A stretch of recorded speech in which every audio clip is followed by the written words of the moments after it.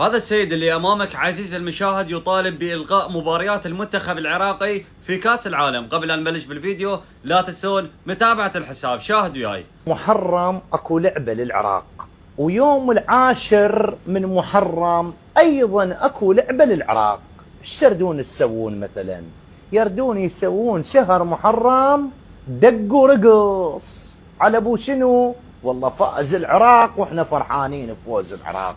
شوية شوية والله يسرقون الدمعة والحزن من قلوب أبنائنا. فعلى كل إنسان شريف أن يسعى بإيقاف هذه المباراة، على كل إنسان مؤمن شريف أن يوقف ضد هذه الهجمات على شعائر أبي عبد الله. أنا أعتبرها هجمات.